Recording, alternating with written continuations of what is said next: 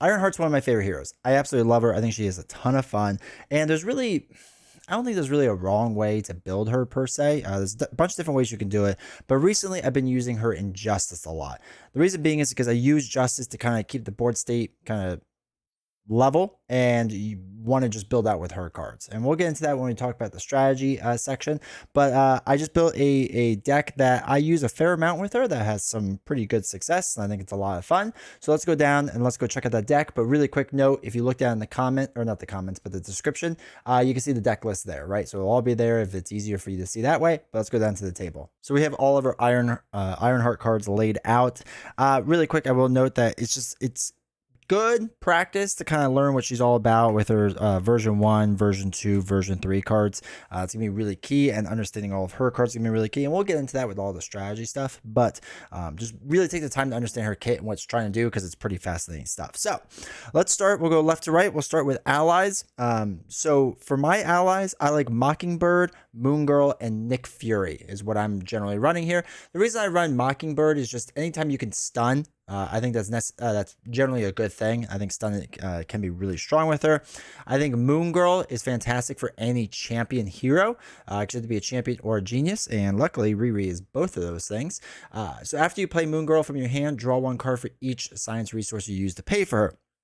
Now, we have a fair amount of science resources, not over the top a lot, but it's a good amount in this deck. And we want to be able to cycle our cards to try to get as many counters on Ironheart as possible. We'll go into that again in a little bit, but that's just important to note is why we want to do a lot of card draw and a lot of card cycling, is because we want to get the cards that will facilitate her to get the most counters possible. That's basically how you win with Ironheart.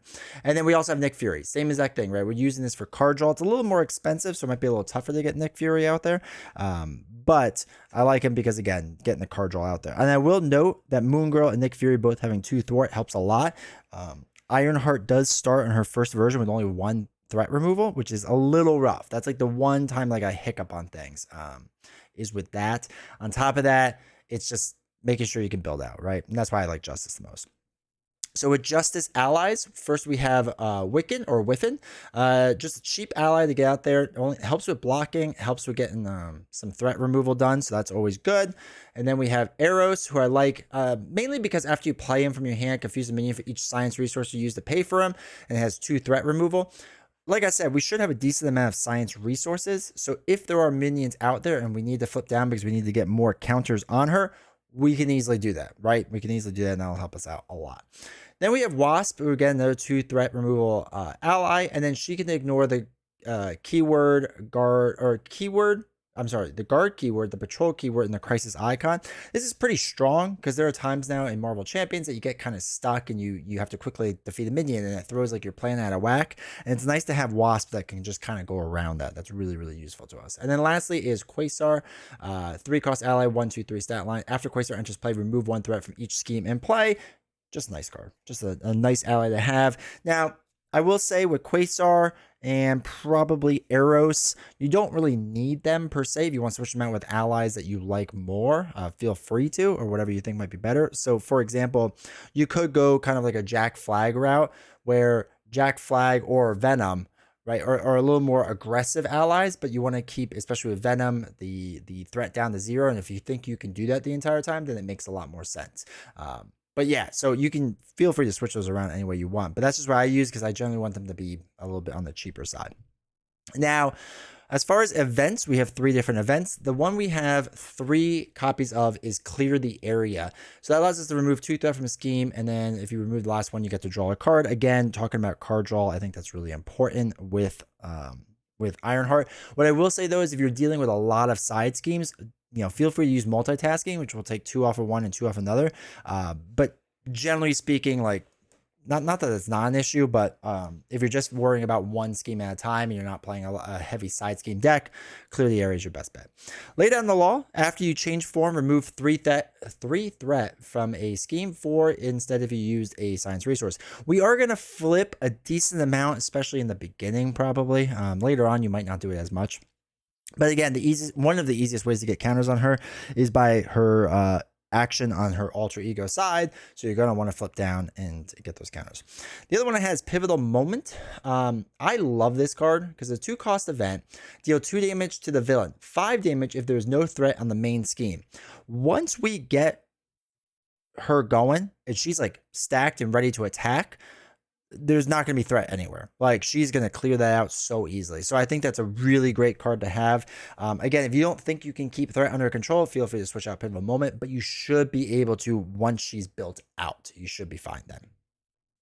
Then I have Counterintelligence. I love Counterintelligence. I know people aren't as excited about it as I am, but it's a 2-cost upgrade. You can only put 1 in per player, but it will eventually leave play. When any amount of threat will be placed on the main scheme, discard Counterintelligence to prevent 3 of that threat. To me, this is like a way of doing confuse on a stalwart or steady villain, right? I think that's super helpful, super nice. I really, really, really like that card. Then we have Under Surveillance. Again, 2 copies just in case it flips. Now, if you feel like you need another upgrade or something else in there, like a card that generates threat removal, right? The Sense of Justice or whatever it's called, feel free to take one of these out and put that in. Or if you want your threat amount to be higher, like with, was it Heroic Intuition, feel free to take that out. I put 2 because I really want to get the main scheme on here just to make sure it does not pop, because I am going to be playing the flip down a decent amount. Now, we also have 2 Ingenuities, and we could only play 1 of these. We will only play 1, but this is going to be your main resource generator, so I think it's really important to put in, and it's generating a science resource. So I want to try to get that card as fast as humanly possible, and I need to get that in as quickly as possible. Then we have Endurance, so we can get more life. I'm a big fan of Endurance. I think it's a really good card in general. And then Champion's Mobile Bunker is going to help us cycle through the deck faster, right? So you exhaust a Champion's Mobile Bunker, choose identity with the champion trait, which will be us. The player who controls identity may draw 2 cards and then discard 2 cards from your hand. Again, cycling through the deck, doing more with it. And then we have our usual 3 doubles up there. So that's the deck we're going to run.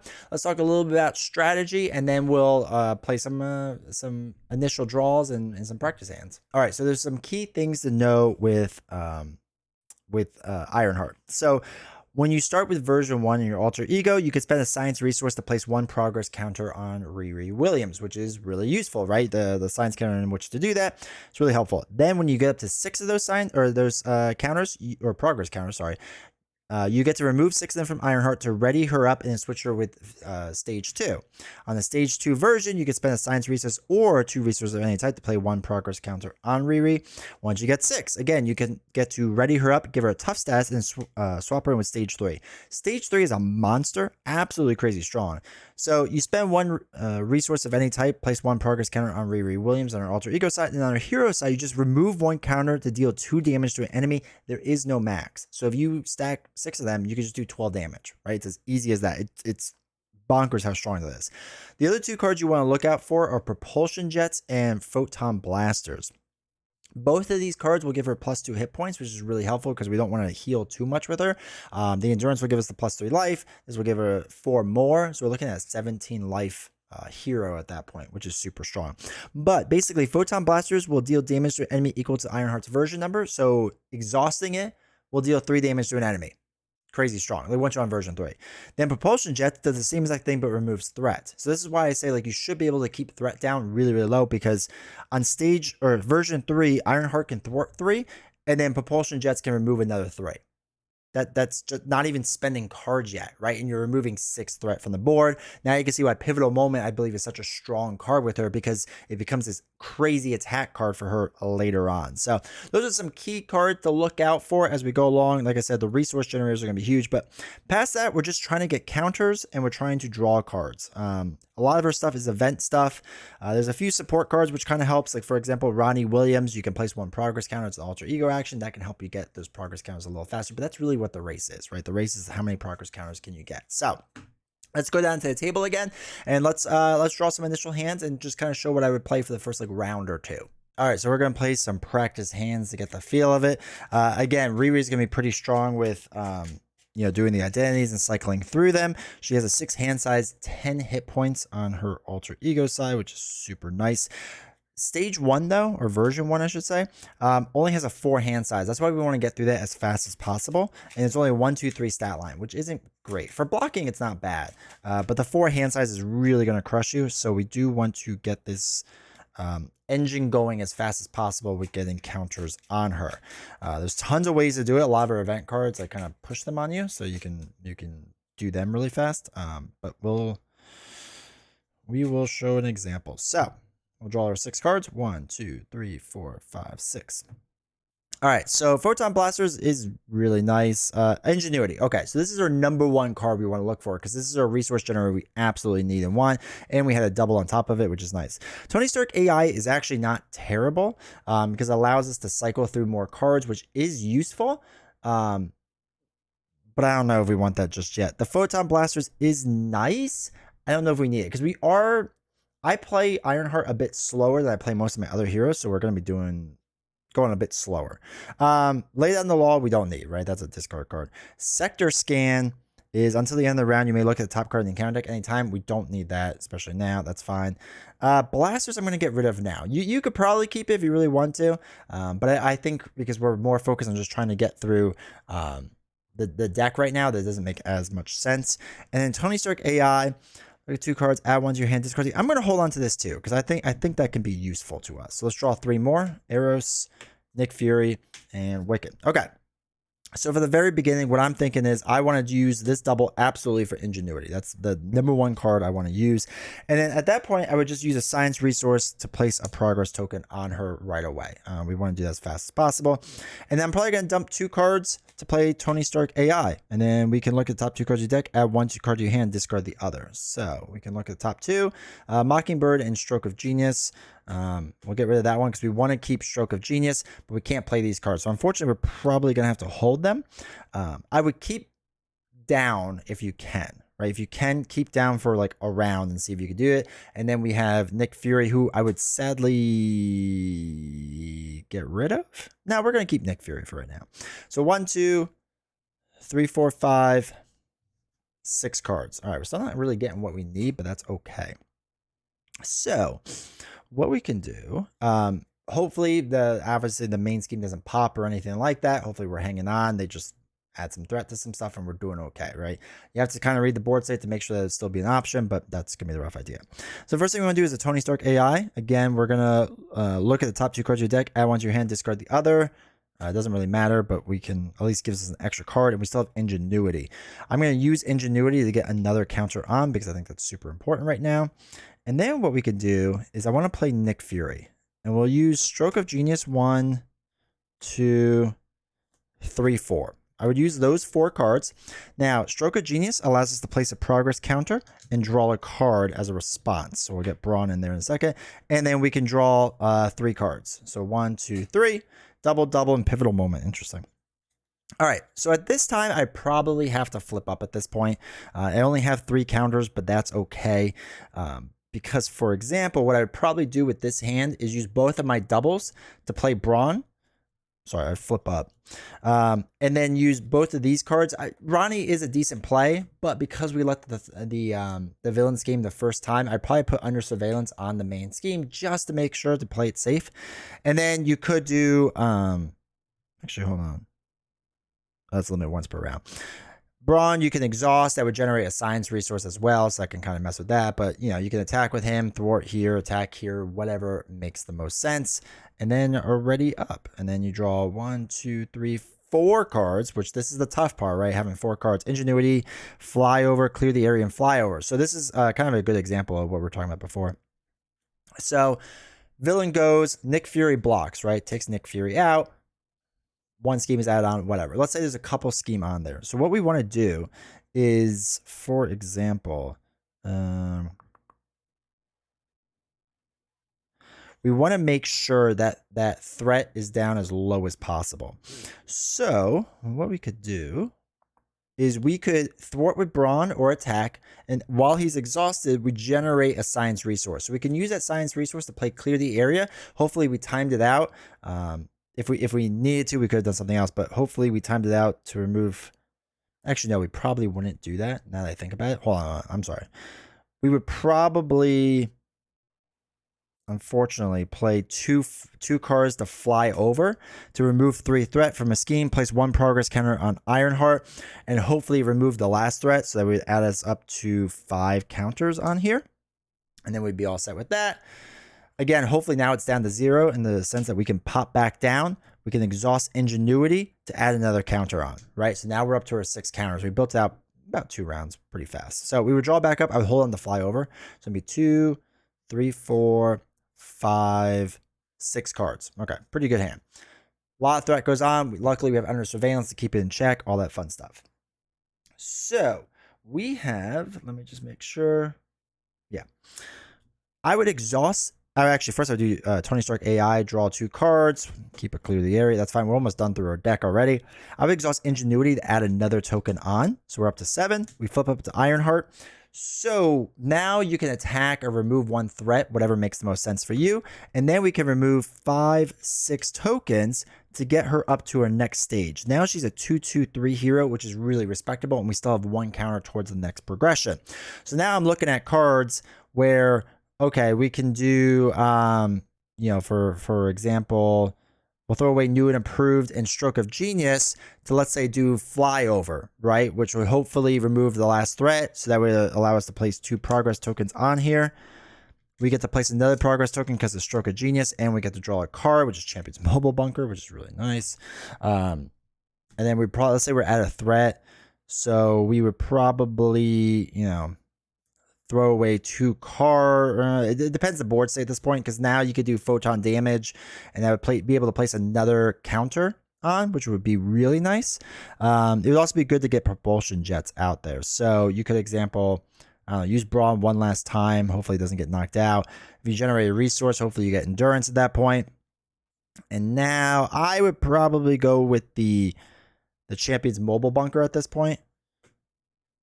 And then exhaust that to draw 2 cards. That was kind of bad. But then you can mess around that, right? So you draw 2 cards. I'd probably hold on to Moon Girl. I'll get rid of the Jets for now, and then we can ready up. And we're already at a better stage right now. We're drawing to a 5 hand size. So we have 1, 2, 3, 4, 5. Braun would probably be out by now. And then when Champion's Mobile Bunker happens, we have 1, and then we can draw it again, and we're shuffling through. And like 3 rounds are already through our deck. But hopefully we're getting close enough where we can get up to 6 threat removal, or I'm sorry, 6 progress tokens, so that, again, we can use her, and then use the 6 tokens to ready her, give her a tough status, and then next version comes in. Oops, that's the wrong version. The next version comes in, and as we get more tokens, we're just dealing damage, right? We're just dealing damage for fun. So that's one way to do it. Again, card draw is pretty big with her. It would have been nice to get the Jets and the Blaster in, especially the Jets, just to keep the threat down, because it's easy then to keep everything in check. But that's like the one thing that would have been nicer to have done. All right, so we're getting near the end of the game, right? And this is generally how I want the board state to look like. These 4 cards are almost musts to be out there to really get Ironheart going. We're in version 3. Let's just say we only have 2 counters for right now. Ingenuity, Champion's Mobile Bunker, and then our Jets and our Blasters, right? And right now, just exhausting these cards, we're removing 3 threat and doing 3 damage, right? So let's take the old example that we always use. We're on stage 1. The villain, they have 2 health left. And the next, after the flip, they'll have 18 health left. So we get to draw up to 6 hand size, which is crazy. 2, 3, 4, 5, 6. Really crazy for stage 3. This is also what makes us so strong. We have so many resources. Okay. All right. So for example, what we could do, let's say there's some threat there that we haven't gotten rid of yet. We could use 2 strokes of genius to play a flyover, right? Remove the threat. Let's say it does enough to put 2 progress tokens on. Each one of these cards gives us each of the Stroke of Geniuses gives us another progress token. So it's 4, 5, 6 total we're up to. And then we get to draw 2 cards, Photon Beam and Nick Fury, which is crazy because, again, we haven't done anything yet, but we could dump 2 doubles to put in Nick Fury to draw 3 cards, which you could just do damage, but this works too. Okay, so for example, what I would do is if they have 2 life left, I would use 1 thing, and now they have no life, or they get knocked out of that stage. They flip over. They have 18 life now. All I have to do is remove this 5, and that's 10 damage. So they have 8 life left. I exhaust this. That's 3 damage. They now have 7 life left. I can swing for another 2. They have 5 life left. I haven't even done Champion's Mobile Bunker, by the way, which I could do as well. Actually, let's do that. We get to draw 2 cards. Okay, we'll get rid of clear the area ingenuity. So we have 2 cards to now do a photon beam, which is a 4 damage, which they were at what, 5 life left. So it knocks them out. We get 2 progress counters back.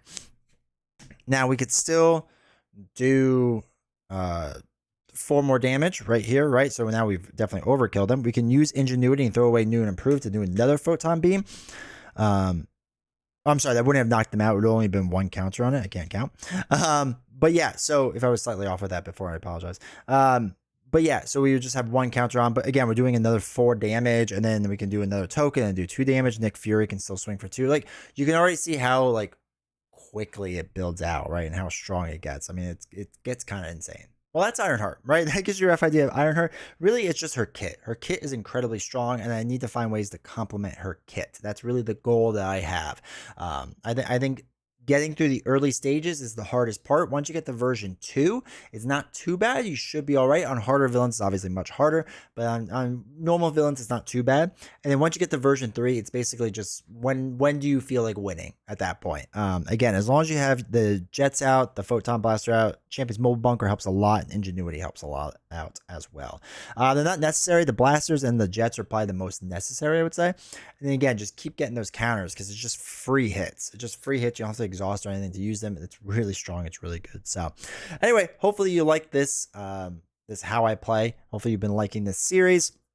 We're going to slowly work our way through pretty much all the heroes that I'm pretty decent with, and then I'll practice more with heroes I'm not as good with, and we'll start doing those as well. But if you want to watch the recent one I did with Storm, it's right here. It's a cool one. We talk a bit about Storm leadership, which is a lot of fun. And then if you made this far in the video, make sure to like, subscribe, all that fun stuff. See y'all next time.